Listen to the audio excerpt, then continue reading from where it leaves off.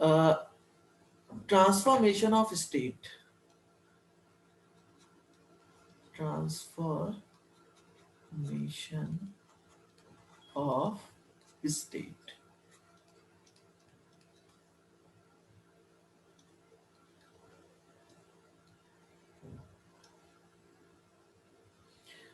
Transformation of state का मतलब solid से लिक्विड, लिक्विड से गैस, और गैस से अगेन सॉलिड लिक्विड गैस। तो ये जो प्रोसेस है ये क्या कहलाते हैं? ये कहलाते हैं ट्रांसफॉर्मेशन ऑफ स्टेट। एक स्टेट से दूसरे स्टेट में कैसे कन्वर्जन हो रहा है। अब आपको पता है कि जितने भी मटेरियल है, जितने भी मैटर है, वो तीन पार्ट में डिवाइडेड है। पहला सॉलिड, दूसरा लिक्विड, एंड लास्ट गैस। सबसे पहले इनकी प्रॉपर्टीज हम समझेंगे, कि बिना प्रॉपर्टीज को समझे हम ये बात नहीं समझ सकते कि इनके चेंजेस कैसे हो रहे हैं। जैसे सॉलिड, कोई भी सॉलिड है, हम क्या कहते हैं?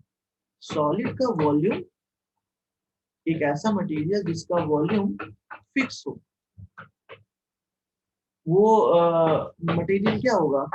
वो आपका सॉलिड होगा। और जिसका इंटरमोलिकुलर फोर्स, जिसका inter molecular force, molecular force maximum, that material is known as solid। मतलब अगर मैं किसी सॉलिड को बना रहा हूं, तो सॉलिड का जो स्ट्रक्चर बनेगा वो कैसा बनेगा? वो कुछ इस तरीके से बहुत ही क्लोजली बाउंड होगा। ये सारे के सारे मटेरियल कैसे होंगे?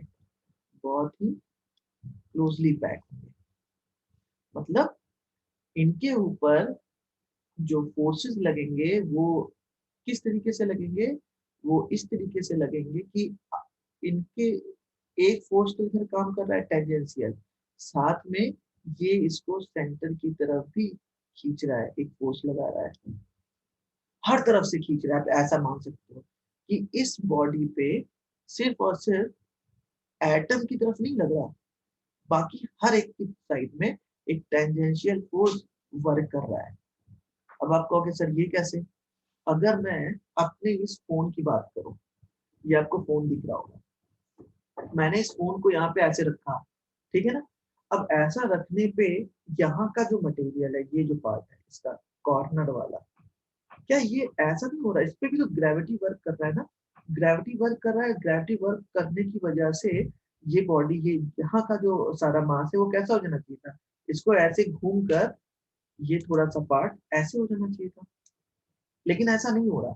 मतलब क्या है कि इस बॉडी पे जो ग्रेविटी वर्क कर रही है वो तो कर ही रही है, साथ में जो जिससे भी ये अटैच है मॉलिक्यूल, जैसे ये वाला मॉलिक्यूल, मैंने यहाँ पे इस तरीके से इसको छोटा इस तरीके से बनाया अपने पेन को समझाने के लिए, अपने फोन को।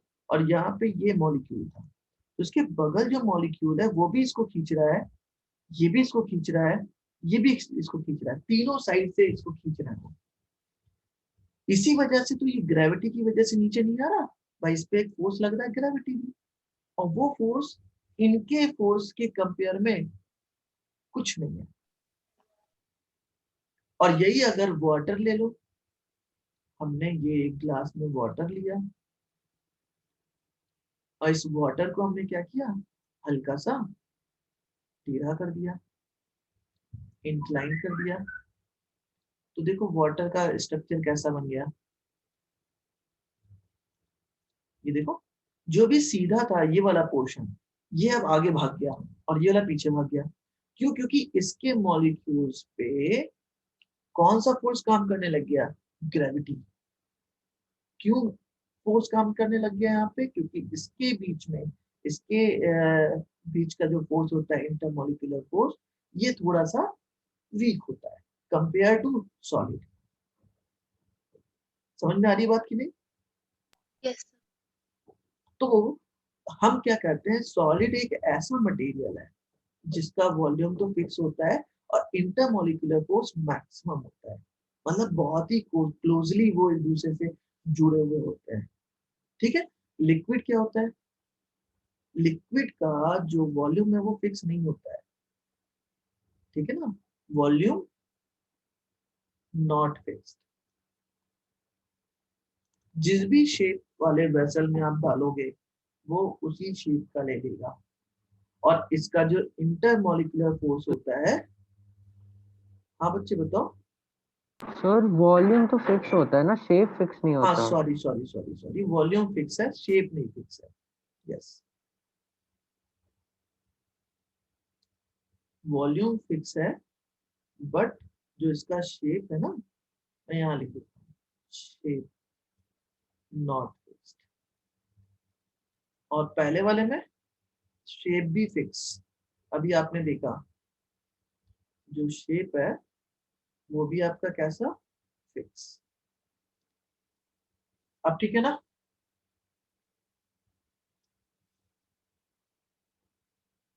बच्चों।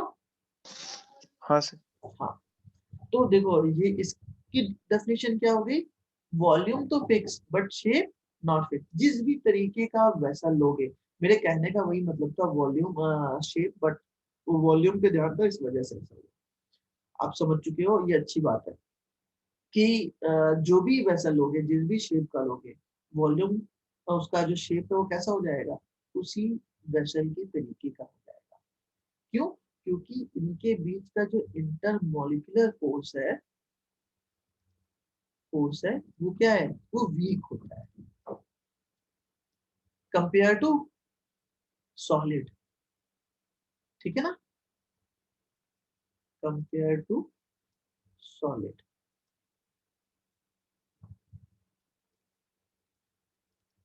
और गैस क्या है, गैस का ना ही वॉल्यूम फिक्स,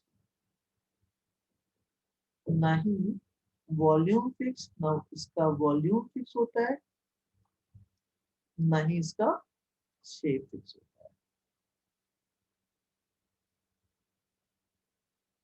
ये कह सकते हैं। और इनके बीच में जो इंटरमोलिकुलर फोर्सेस होते हैं वो बहुत ज्यादा मतलब बहुत वीक होते हैं, आप ऐसा कहो, मतलब ये बहुत दूर दूर होते हैं। इनका जो इंटरमोलिकुलर फोर्स होगा, इंटर मॉलिक्यूलर फोर्स, वो कैसा होगा, नेग्लेजिबल, ठीक है ना, याद रहेगी बात, समझ में आया तीनों की definition, solid liquid gas. Yes sir. Yes sir. अब देखो ये शेप जो चेंज होगा इसके पीछे की थ्योरी क्या है, हमने कहा ये मॉलिक्यूल है, अगर किसी मॉलिक्यूल को हम एनर्जी देते हैं तो सबसे पहला चेंज क्या आता है उसके अंदर, सबसे पहला चेंज मोमेंटम, हाँ है ना, बताओ। सर वापस प्लीज एक बार और रिपीट कर दो, क्या बोला आपने? मैंने कहा कि किसी भी मॉलिक्यूल को अगर आप एनर्जी देते हो तो उसके अंदर सबसे पहला चेंज क्या आएगा, एनर्जी पाते ही वो क्या करेगा, क्या अपने अंदर किस चीज का चेंज लाएगा, मोमेंटम। Yes sir. अब मोमेंटम का मतलब क्या है, ये ऊपर और नीचे इस तरीके से वाइब्रेट करना स्टार्ट कर देगा। अगर ये एक यस सर। बहुत ही सॉलिड या मैक्सिमम इंटरमॉलिक्यूलर फोर्स से जुड़ा होगा, ठीक है, और एनर्जी पाते ही वो क्या करेगा, वाइब्रेट करेगा, वाइब्रेट करेगा तो आसपास के पार्टिकल को से कोलाइड करेगा, कोलाइड करेगा तो वो जितनी एनर्जी पाया उसने उतनी एनर्जी दूसरे को दी, तो वो क्या करेगा, वो भी कोलाइड करेगा, कोलाइड करेगा, दैट मींस एस जैसे ही वो एनर्जी पाया, एनर्जी के पाते ही उनके बीच में कोलिजन स्टार्ट हुआ, कोलिजन स्टार्ट हुआ तो वो जो सेपरेशन था, मिनिमम सेपरेशन, वो थोड़ा सा कैसा हो गया, एक्सपेंड हो गया। समझ में आ रही बात, जो एक्सपेंशन बहुत ही क्लोजली बाउंड था अब वो क्या हो जाएगा, लूजली बाउंड हो जाएगा। मतलब पहले का स्ट्रक्चर कुछ ऐसा था, अब जो है, अब स्ट्रक्चर इसका कुछ ऐसा हो गया। हमने और एनर्जी दी इसको, और एनर्जी दी, ये और ज्यादा वाइब्रेट करना स्टार्ट किया, और वाइब्रेट ऐसा किया कि हमने आप लोग अभी ग्रेविटेशन पढ़े थे ना, ग्रेविटेशन में आपने पढ़ी थी बाइंडिंग एनर्जी। बाइंडिंग एनर्जी क्या थी? Yes sir. बाइंडिंग एनर्जी वो एनर्जी थी जिसकी वजह से कोई भी सैटेलाइट स्केप कर जा रहा था इनफाइनाइट को। मीन्स अगर मैं बात करूं, ये हमारा अर्थ है और ये कोई सैटेलाइट है, पर इनके बीच में जो भी एनर्जी वर्क कर रही है उसकी वैल्यू थी total energy U is equal to G ME M/2R। और अगर इसी को मैं पॉजिटिव दे दूं, इतनी एनर्जी अपॉन 2R, तो क्या हो जाएगी इसके बीच की एनर्जी?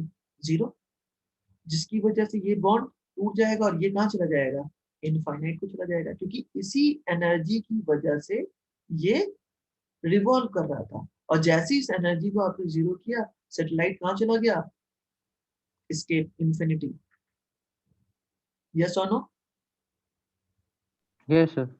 अगर उतनी ही एनर्जी मैं इसको दे दूं तो क्या होगा? ये मॉलिक्यूल या ये बीच का बॉन्ड टूट जाएगा।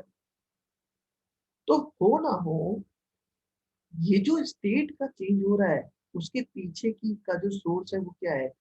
एनर्जी। अगर किसी भी सिस्टम को आप एनर्जी दे रहे हो तो वो कहीं ना कहीं अपने स्टेट को चेंज करेगा। अब अगली बात आई कि टेम्परेचर, अगर एनर्जी दे रहे हैं तो उसकी वजह से स्टेट का चेंज होगा, टेम्परेचर का भी तो चेंज होगा। बताओ। यस सर होगा। बट दोनों चीजें एक साथ होंगी या अलग अलग होंगी? सर एक साथ होनी चाहिए वैसे तो। नो, कभी नहीं, कभी नहीं। कभी भी स्टेट चेंज में टेम्परेचर का चेंज और स्टेट का चेंज एक साथ नहीं होता। क्यों नहीं हाँ होगा? सर मतलब हाँ सर, वो क्योंकि उतनी हीट वो उसका वो चेंज करने में लग जाती है, स्टेट जो हीट हम यस, प्रोवाइड करते हैं, बिल्कुल। तो अब वो देखो, टेम्परेचर राइज नहीं करती। अब मैंने एक छोटा सा एग्जांपल लिया आपके लिए। मैंने कहा ये एक आइस क्यूब है, इसका टेम्परेचर 0 डिग्री सेल्सियस, और माना ये कुछ 100 मॉलिक्यूल्स के साथ बना हुआ है। तो ये एक मैंने लिमिट मान ली 0 डिग्री की, कि ये सारे के सारे मॉलिक्यूल हैं इस आइस के कितने टेम्परेचर पे? 0 डिग्री सेल्सियस पे। अब देखो, बहुत ध्यान से समझो, बहुत छोटी बात बता रहा हूँ समझने के लिए, लेकिन इसका कॉन्सेप्ट बहुत तगड़ा है। अब मैंने इसको हीट दी, इसको एनर्जी दिया, भाई सारा खेल यहाँ हीट का है, तो मैंने इसे हीट दिया। तो इसके हीट देने पे क्या होगा? ये ऊट के ऊपर आ जाएगा। भाई ये 0 डिग्री सेल्सियस था, और 0 डिग्री सेल्सियस में इसको मैंने कहा ये आइस, और ऊपर का ये जो है 0 डिग्री सेल्सियस पे है वाटर। तो जैसे ही मैंने इसको दिया, इसका टेम्परेचर कितना हो गया? ऊपर आया ना, और वाटर पे आया। अब इसने अपने स्टेट को तो चेंज कर दिया, बट अपने टेम्परेचर को चेंज नहीं करेगा। क्यों? क्योंकि दूसरा वाला है बैठा हुआ। फिर इसको भी थोड़ी सी दिया, ये भी चेंज हो गया। तीसरे को दिया, तब तक इसका टेम्परेचर चेंज नहीं होगा जब तक कि लास्ट तक हम पहुंच ना जाए, जब तक कि सारे मॉलिक्यूल्स आपके लिक्विड में ना कन्वर्ट हो जाए। जैसे ही सारे मॉलिक्यूल्स आपके लिक्विड में कन्वर्ट हो जाएंगे, अब ये लास्ट वाला बचा, ठीक है ना? अब इस लास्ट वाले को हमने कन्वर्ट कर दिया, तो अब 0 डिग्री आइस 0 डिग्री वाटर में कन्वर्ट हो गया। तो ये जो हीट हमने इसको दी, ये गई कहाँ पे? दिख रही है क्या आपको? नहीं। भाई टेम्परेचर तो रेज हुआ नहीं, टेम्परेचर उतना ही है, 0 का 0। इसलिए इसमें जो हीट लगी, उस हीट को कहा गया लेटेंट हीट, छुपी हुई हीट, जो हमें दिखती नहीं, हिडन हीट, जो कि स्टेट को चेंज करने के काम आ रही है। अब अगर हम इसको हीट देंगे तो क्या होगा? अब फिर से हमने इसको हीट दिया, अब क्या करेगा? ये इसके टेम्परेचर को रेज करेगा। इसने तब तक टेम्परेचर को रेज नहीं किया जब तक कि सारे मॉलिक्यूल्स आइस से वाटर में कन्वर्ट नहीं हो गए। समझ में आ रही है बात? यस मतलब कि एक टाइम पे ये एक ही काम करेगा, या तो ये अपने स्टेट को चेंज करेगा या तो ये अपने टेम्परेचर को रेज करेगा, कभी भी दोनों काम एक साथ नहीं होगा। ठीक है ना बच्चों, यस और नो? यस ठीक। अब अगर ऐसा है तो देखो यही सेम फिनोमिना मैं तुम्हें दिखाता हूँ। तो लेटेंट हीट का मतलब समझ आया? इसका मतलब अब यहीं पे इसकी डेफिनेशन भी दे देते हैं। तो इसने क्या किया, सिर्फ और सिर्फ इसके स्टेट को चेंज किया। तो हमने यहाँ पे क्यू हीट दिया और वो पूरी हीट किसमें खर्च हुई, इसके मास में स्टोर हुई, आप कह सकते हो। तो प्रोपोर्शनलिटी को हम चेंज किए, भाई टेम्परेचर तो इंडिपेंडेंट है। तो Q is equal to M into L, means L is equal to Q by M। 1 gram of mass में जितनी भी हीट लगती है that is known as latent heat। समझ में आई बात? एक और बात, यस अब इसी स्टेट कन्वर्जन में एक और बात मैं कहता हूं, ये है आपका इंटरमोलिकुलर फोर्स, और ये है आपका, और इंटरमोलिकुलर फोर्स को आप एज अ, ठीक है, एनर्जी के टर्म में मैं इधर बात करता हूँ, इंटरमोलिकुलर या मॉलिक्यूलर पोटेंशियल एनर्जी को बोलता हूँ। मॉलिक्यूलर पोटेंशियल एनर्जी, इनके बीच का रिलेशन देखते हैं। देखो solid, then liquid, then gas. आप सोच के बताना, सॉलिड में फोर्स की वैल्यू मैक्सिमम,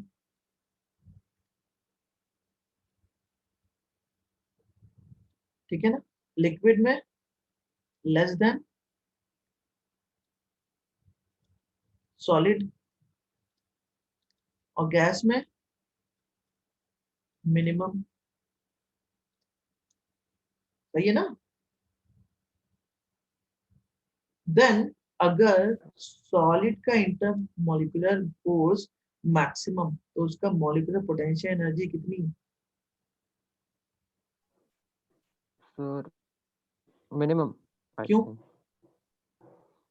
सर क्योंकि फिर वो मूव ही नहीं कर रहा ना, वो यस इंटरमॉलिक्यूलर फोर्स से बिल्कुल, इतना ज्यादा बॉन्डेड है। Yes very good. देयरफॉर हम कह सकते हैं कि इसका जो स्पेस है वो बहुत बहुत स्मॉल, तो ज्यादा दूर तक वो वाइब्रेट नहीं कर सकता, तो इसकी potential energy minimum. Then liquid की मोर, देन गैस की मैक्सिमम। तो ये सर रिले, पोटेंशियल एनर्जी तो जो उसके अंदर है तो हाँ काइनेटिक एनर्जी मिनिमम नहीं होनी चाहिए? क्या बच्चे? जैसे पोटेंशियल एनर्जी तो हर एक एटम या मॉलिक्यूल में सेम ही होनी चाहिए, वो तो नहीं उसके बच्चे, अंदर है उससे। बिल्कुल भी नहीं।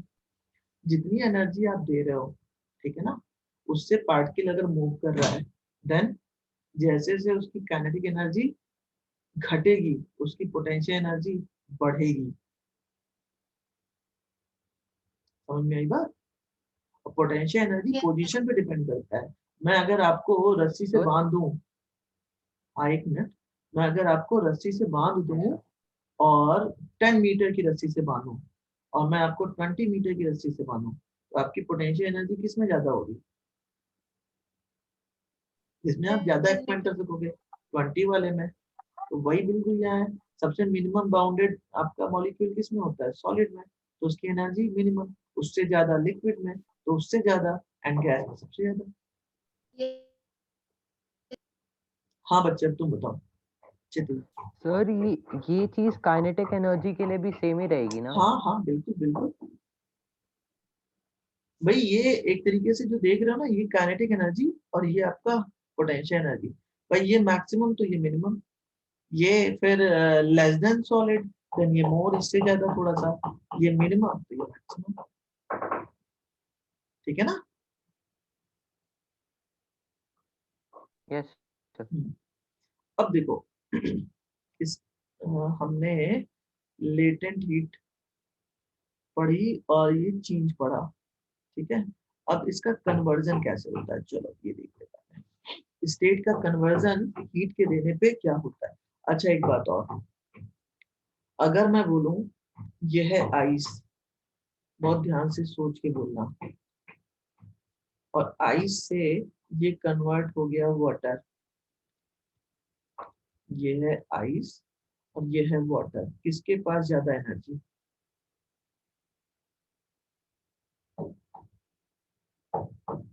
तो वाटर के पास। क्यों? सर क्योंकि उसने लेटेंट हीट ऑफ कन्वर्जन भी ले ली थी। यस यस, इसके पास मोर हीट है क्योंकि मैंने इसको हीट दिया तो यहाँ पहुंचा, ठीक है ना।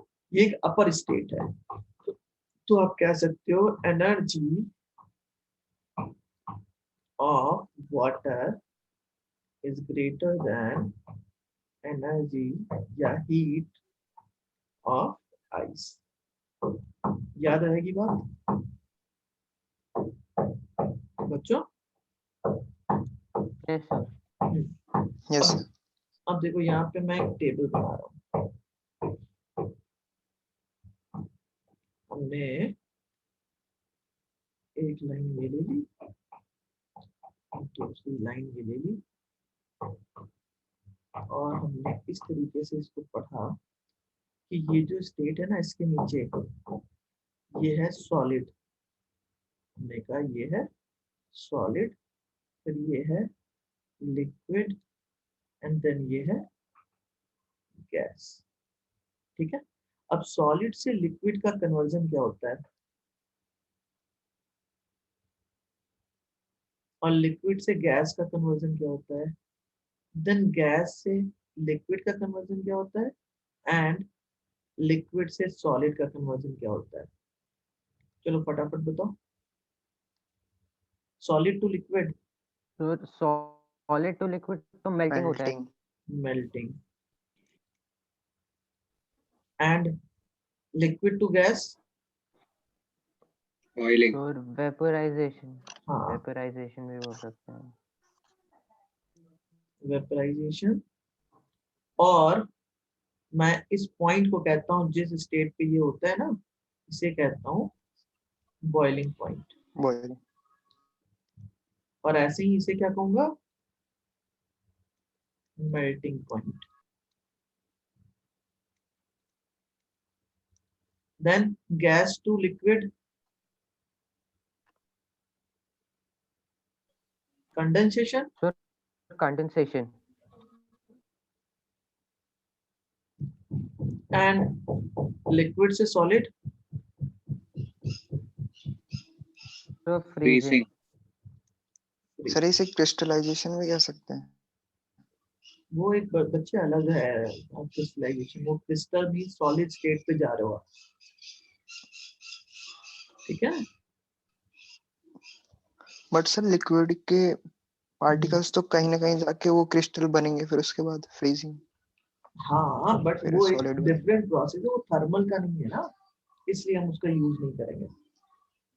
अब देखो यहाँ पे एक और टर्म आता है, गैस टू डायरेक्ट सॉलिड, इसे क्या कहते हैं, या सॉलिड से डायरेक्ट तो gas, sublimation sir. Sublimation, solid to gas या gas to solid, sir solid to gas. Solid तो to solid gas. To gas, solid से direct gas, gas. Gas. Sublimation. अब ये भी कुछ होता होगा, मुझे ये नहीं पता ये क्या होता है, आप लोग पता करना। तो ये थे स्टेट चेंज के। अब जरा देखो यहाँ पे मैं एक छोटी सी बात बोल रहा हूँ, सबसे पहले जो मॉलिक्यूल होंगे सॉलिड में वो कहाँ होंगे, यहाँ पर होंगे, हमने ये इस तरीके सर से, इसे डिपोजिशन कहते हैं सर, गैस टू सॉलिड वाला। Oh good. अब देखो यहाँ से इसकी हमें क्या करनी होगी, हीट हम इसे देंगे, और हीट देने पे क्या होगा, ये सारे के सारे इस पॉइंट तक आ जाएंगे, कोलिजन के थ्रू ही आएंगे, लेकिन आएंगे ना, या नहीं? Yes sir. Yes sir. ये अपने आगे वाले को हीट ट्रांसफर करेंगे, देन वो अपने आगे वाले को करेगा, देन अपने आगे वाले को करेगा। अब देखो यहाँ पे इस चेंज, इस स्टेट के चेंज पे मीन्स इस मिनिमम यहाँ पे जो टेम्परेचर है और यहाँ पे जो टेम्परेचर है, इसके बीच में ये मॉलिक्यूल धीरे धीरे क्या कर रहा है, टेम्परेचर को इंक्रीज कर रहा है, क्या करके, हीट को एब्जॉर्ब करके। यस और नो? यस अब Yes, यहाँ sir. से यहाँ तक में जो भी हीट इन्वॉल्व होती है, इसे कहते हैं हम स्पेसिफिक हीट। ठीक है, ये क्या कर रहा है, ये टेम्परेचर को रिड्यूस कर रहा है। अब जब मॉलिक्यूल आपके सारे यहाँ आ गए, अब क्या होगा, अब ये सारे के सारे अभी भी इनको हम हीट देते रहेंगे, हीट देते रहेंगे, तो ये सॉलिड मतलब आइस से किस में कन्वर्ट हो जाएंगे, वाटर में। और जब तक सारे के सारे नहीं होंगे तब तक कोई भी टेम्परेचर चेंज रेज नहीं होगा चेंज नहीं होगा। टेम्परेचर। तो पूरी तरीके से क्या करेगा, स्टेट को चेंज करेगा। और स्टेट को चेंज करने के बाद जब सारे के सारे मॉलिक्यूल आपके वाटर में कन्वर्ट हो गए और आपका टेम्परेचर 0 डिग्री सेल्सियस, देन अब क्या करेगा ये, अब इसके टेम्परेचर को रेज करेगा, और रेज करेगा तो अगेन रेज करते करते कहाँ पहुंचेगा, maximum temperature means 100 degree Celsius तक। फिर से कौन सी हीट इन्वॉल्व होगी देन, बताओ। ये जो मैं So black, specific heat. Specific heat, और ये जो मैंने येलो कलर के मार्किंग की है नीचे वाली, वहां पे So latent heat. Latent heat.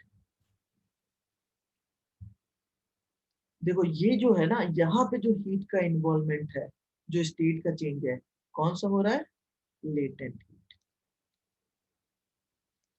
ठीक है ना। और बीच का ये जो फिर से ऊपर आ गया, इसमें जो इन्वॉल्वमेंट है ये कौन सी है, ये आपकी अगेन स्पेसिफिक हीट। हीट, अब देखो ये था free melting point. Melting point means 0 degree Celsius की बात थी। यह boiling point means 100 degree Celsius. अब जैसे ही मॉलिक्यूल यहाँ पहुंचा, क्या करेंगे हम, फिर से इसको हीट देना स्टार्ट करेंगे। देन क्या होगा, अब फिर से यहाँ से यहाँ तक तो इसने अपना टेम्परेचर रेज किया, बट इसके बाद ये अपने टेम्परेचर को रेज नहीं करेगा। कब तक, जब तक कि सारे मॉलिक्यूल फिर से वेपर में कन्वर्ट नहीं हो जाते तब तक। अब इस पोजीशन पे फिर से कौन सी हीट इन्वॉल्व हो रही है,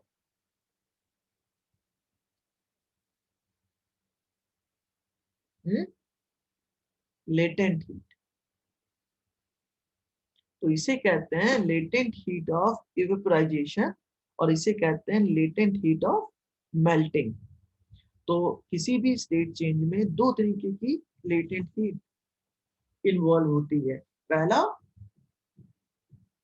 मेल्टिंग पॉइंट पे, दूसरा बॉइलिंग। बॉइलिंग बात समझ में आई बच्चे? पॉइंट।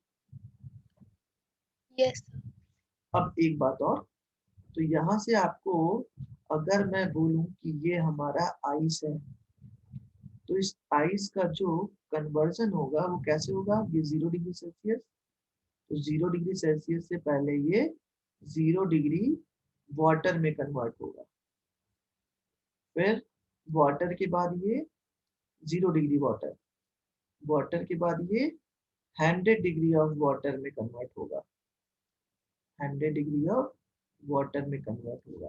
देन 100 डिग्री से ये 100 डिग्री ऑफ स्टीम में कन्वर्ट होगा,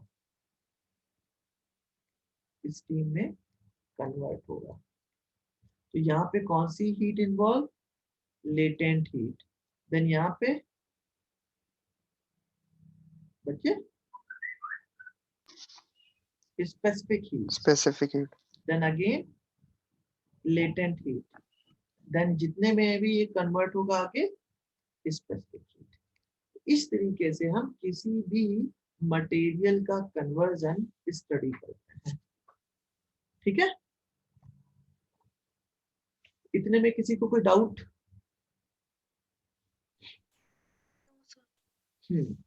गुड। अब देखो इसके जो बाद एक और पॉइंट आता है, वो आता है आपका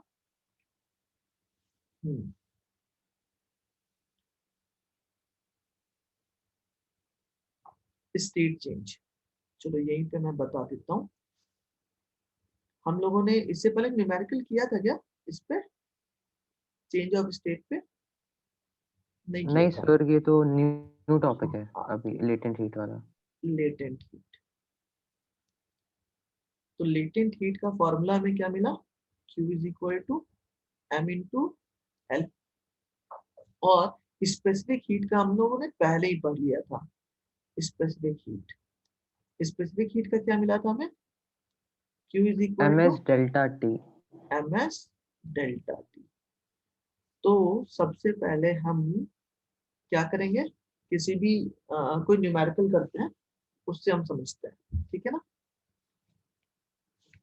हम न्यूमेरिकल करके फिर समझते हैं।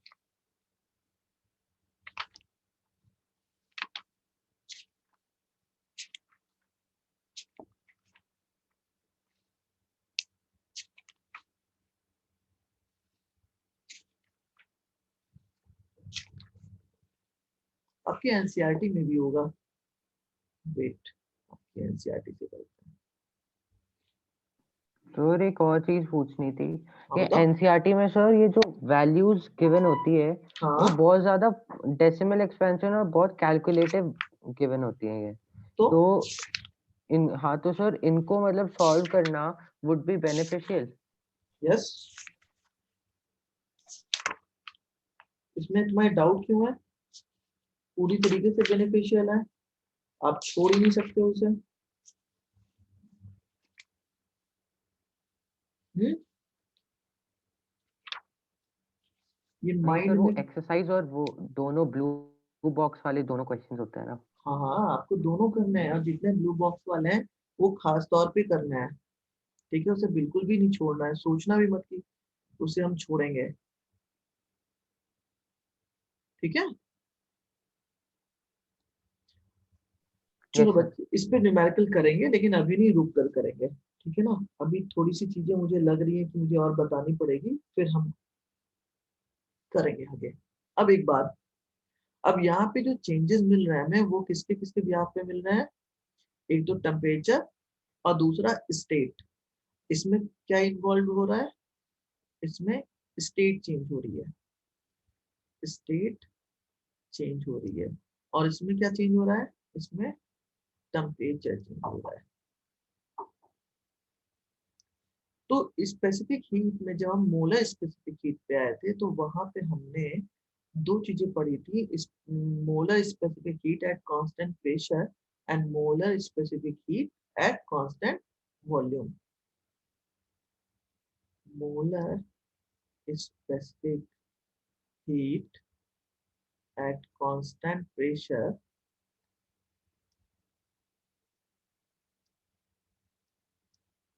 जिसे हम कहते थे सीपी, और दूसरी हमने बात पढ़ी थी molar specific heat at constant volume, CV.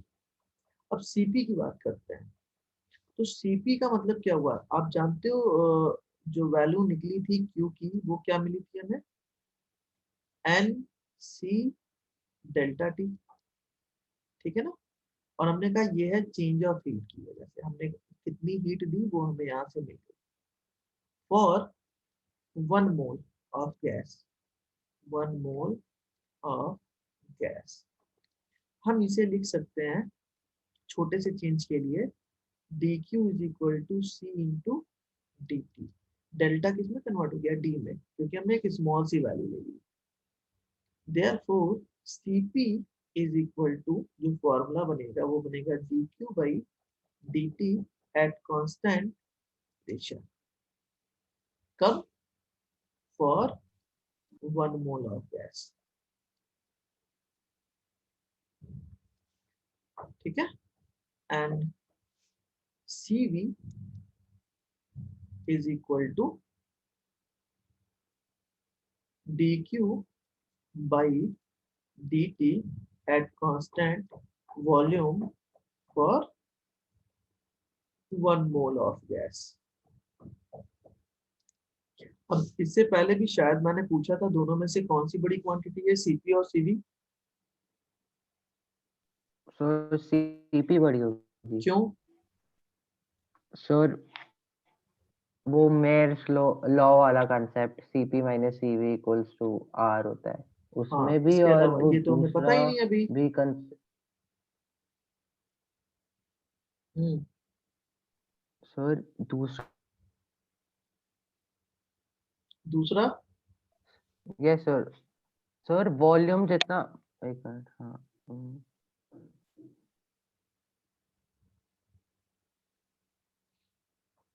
विवेक बताओ।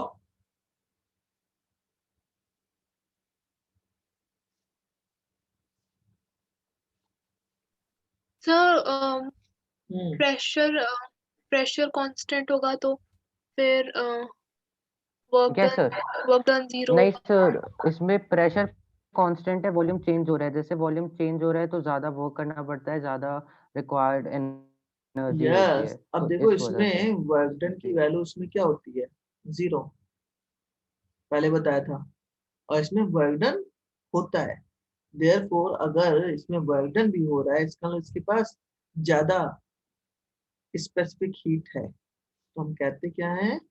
Cp is greater than Cv।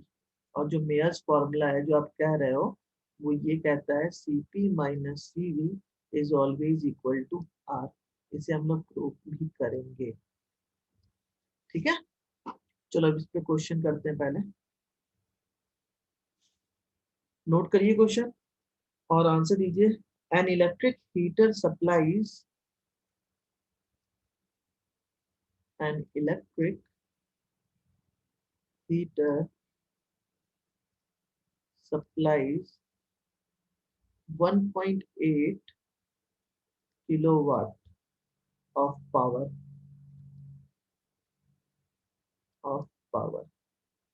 in the form of heat, in the form of heat to tank of water, to a tank of water. How long will it take? How long will it take to heat the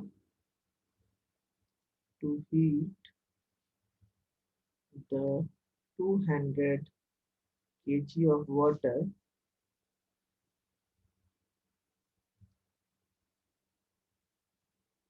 in the tank from in the tank from 10 degrees Celsius to 70 degrees Celsius. Assumes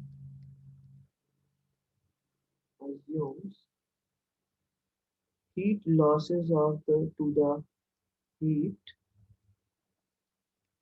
losses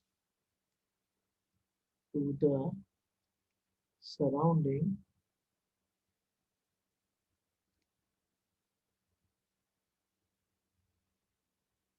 to be negligible. To be negligible. Negligible.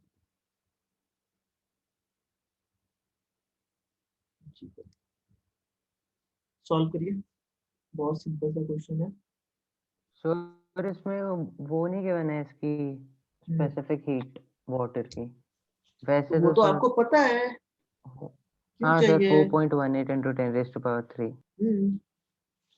तो जरूरत ही नहीं है उसकी, वो आपको पता है। 4.8 की जगह सीधे 4.2 ले सकते हो। करिए सॉल्व।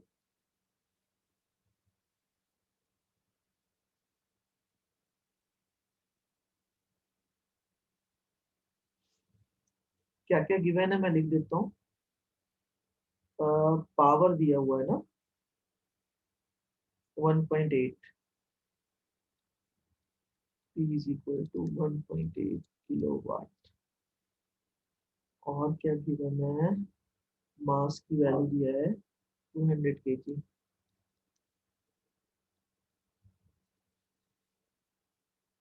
टेम्परेचर चेंज दे रखा है 60 degree, delta T is equal to 60 degree Celsius. आपको टाइम पूछ रहा है कितने में होगा, कितने टाइम में।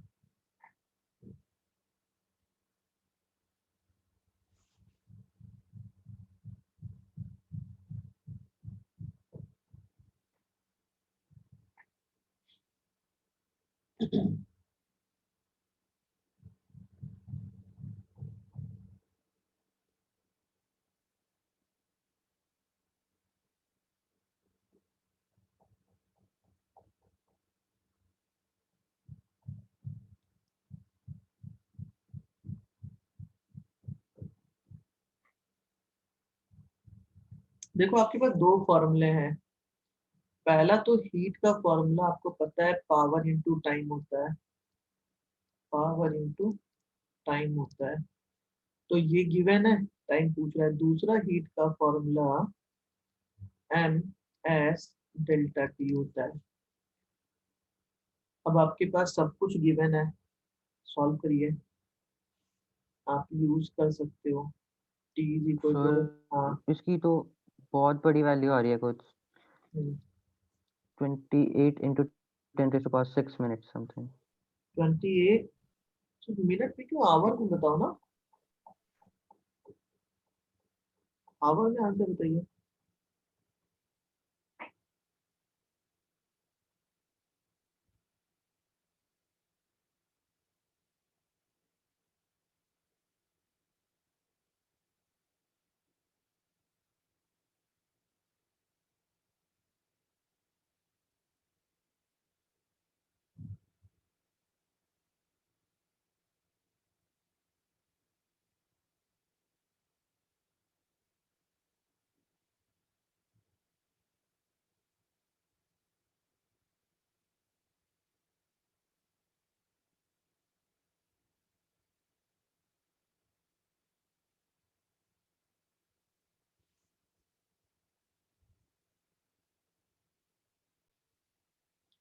एम की वैल्यू आपकी हो गई ये, एस की वैल्यू 1, टाइम की value, sorry change in temperature की वैल्यू ये, मल्टीप्लाई किया तो 12 इंटू 10⁶ कैलोरी। अब इसे हम यहाँ यूज करते हैं, 12 इंटू 10⁶ अपॉन 4.2। जरा वैल्यू निकालो, अब बताओ कितनी आएगी।